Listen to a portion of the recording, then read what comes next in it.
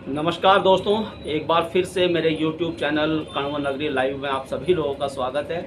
और दोस्तों, लगातार कोटद्वार की समस्याओं पर हम बात करते हैं, अपने गढ़वाल की समस्याओं पर बात करते हैं। कोटद्वार की बात की जाए तो कोटद्वार में बहुत सारी समस्याएं हैं, लेकिन आज हम आपका ध्यान जो आकर्षित करेंगे कोटद्वार की एक बहुत ही गंभीर समस्या, जिस पर शायद अभी हम लोगों का ध्यान इतना नहीं जा रहा है, लेकिन वो बहुत गंभीर समस्या है।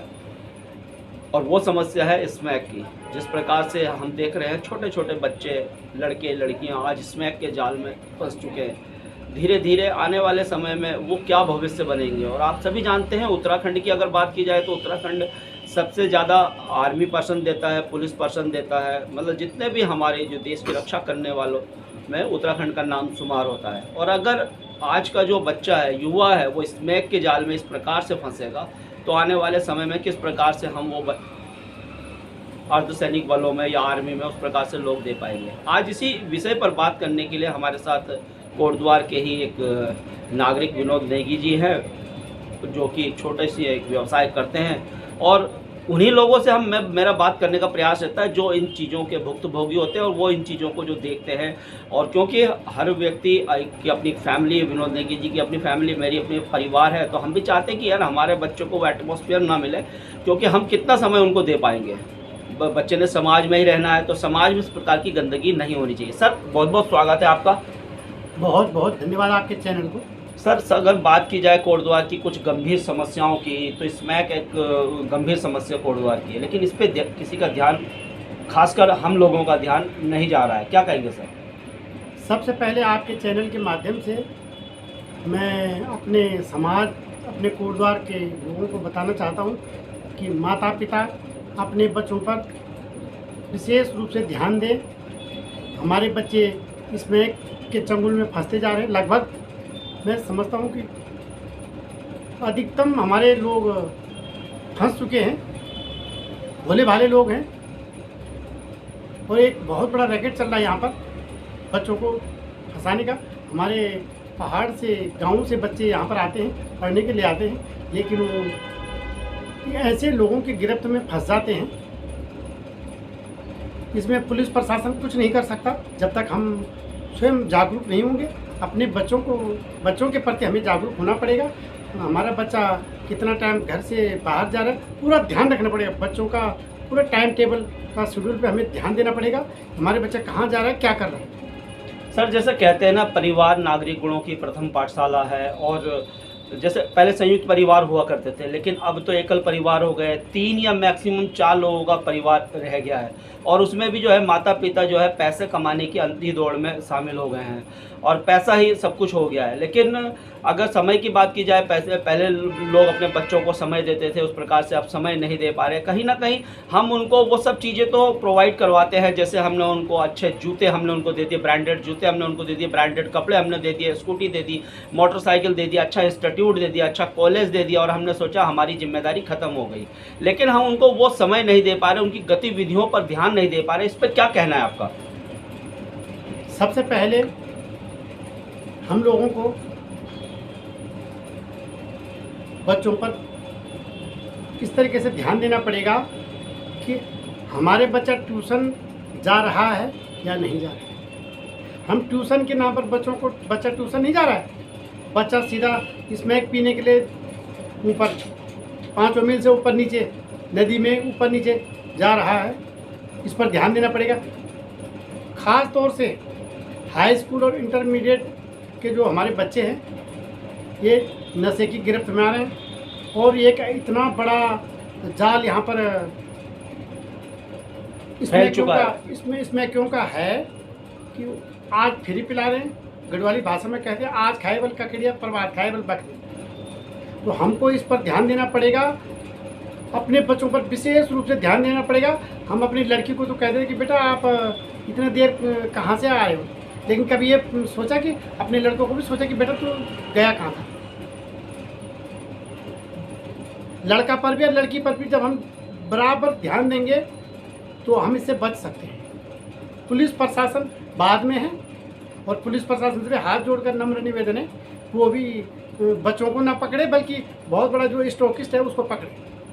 और इसमें के ही नहीं, आज हर 10-20 मीटर पर शराब बिक रही है। पुलिस प्रशासन, एक्साइज वाले कर क्या रहे हैं?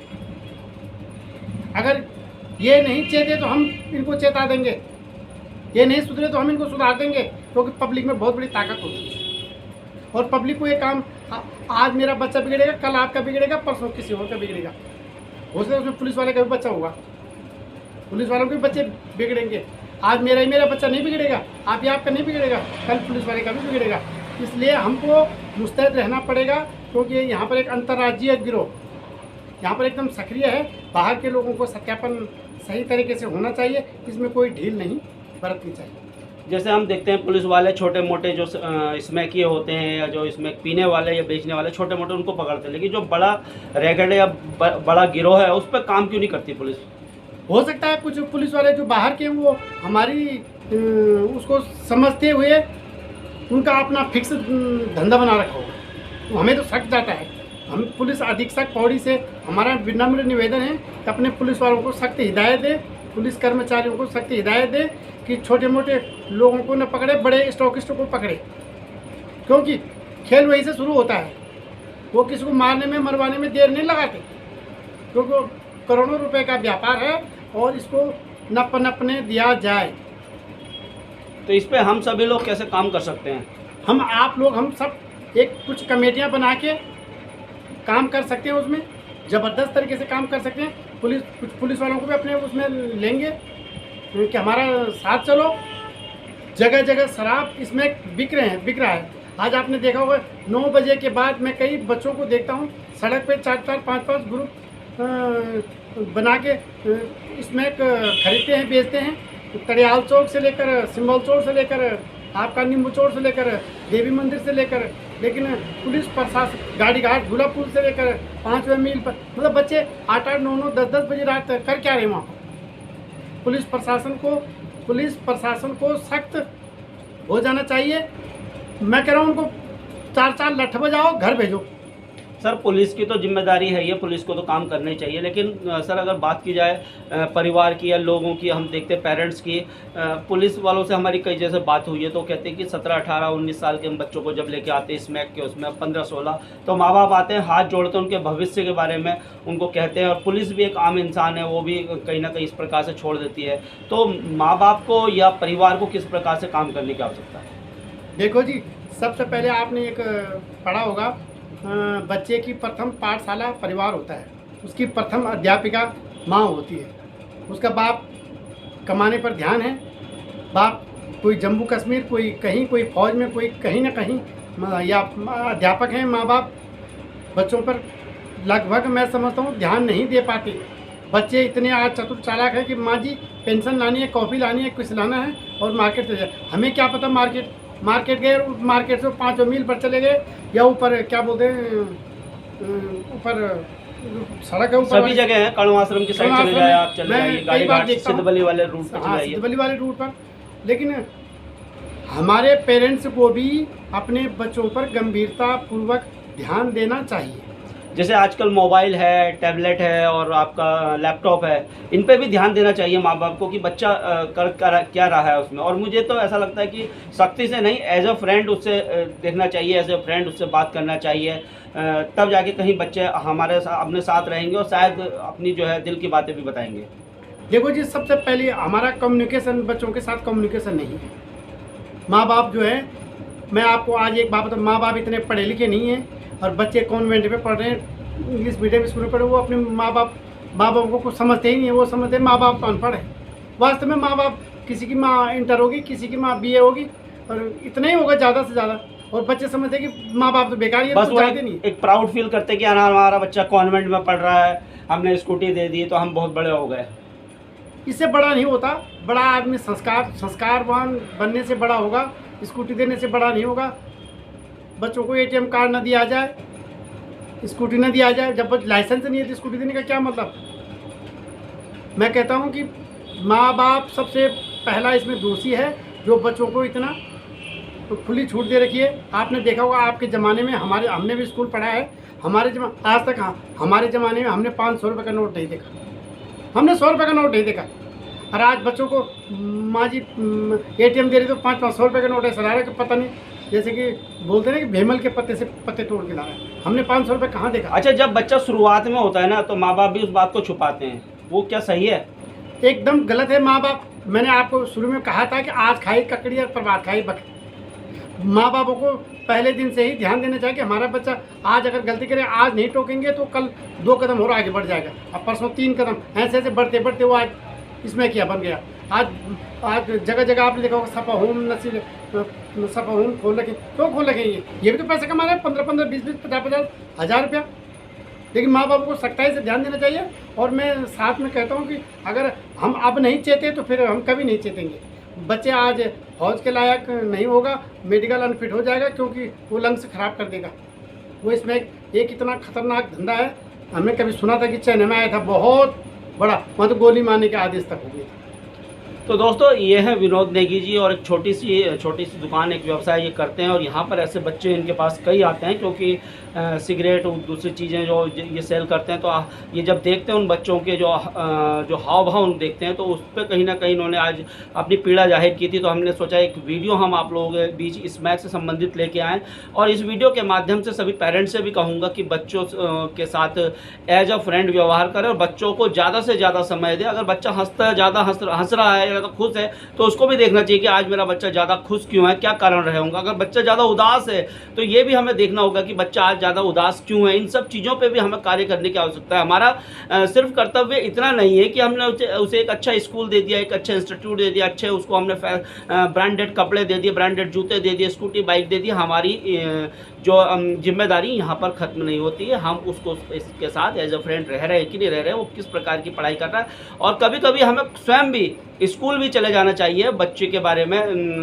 जानकारी लेने के। जो इंस्टीट्यूट में वो पढ़ता है, कभी कभी हम स्वयं भी जा सकते हैं ऐसे, बिना बच्चे को बताए। तो इस प्रकार से कहीं ना कहीं बच्चे पे, और वो जो लगाम लगानी है हमें दोस्त की, जैसे दोस्त को हम सारी बातें बताते हैं, वैसे ही बच्चे का साथ भी हम एज अ फ्रेंड रहे, क्योंकि आने वाले समय में इसमें एक बहुत बड़ी गंभीर समस्या होने वाली है। जैसा मैंने कहा है कि हमारे जो बच्चे हैं फ़ौज में, पुलिस में या दूसरे अर्धसैनिक बलों में जाते हैं, तो ये ग्राफ बहुत नीचे जाएगा। क्योंकि ये जो पत्रकार मैं देख रहा हूँ कि बच्चे, युवक युवतियाँ बहुत बुरी तरह से नशे की गिरफ्त में है। हाँ, पुलिस प्रशासन को यह कहूँगा इस वीडियो के माध्यम से, पुलिस प्रशासन की बहुत बड़ी जिम्मेदारी होती है। पुलिस को बड़े जो है, जो रैकेट के जो सरगना हैं, उनको पकड़ने की आवश्यकता है। छोटे छोटों को भी पकड़िए, लेकिन जो बड़ों की, अगर जब तक हम कमर नहीं तोड़ेंगे स्मैक की, तो स्मैक यहाँ से ख़त्म होने वाला नहीं। और साथ ही साथ हम लोगों को भी इस प्रकार से मुहिम चलानी पड़ेगी। सोशल मीडिया पे भी हम जैसे पोस्ट हम डालते हैं बर्थडे की, इस प्रकार से, तो हम कभी कभी ऐसे भी डाल दें कि स्मैक हटाओ, कोटद्वार बचाओ। इस प्रकार की पोस्ट अगर हम सभी लोग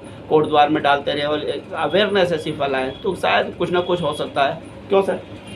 बिल्कुल आपने सही कहा।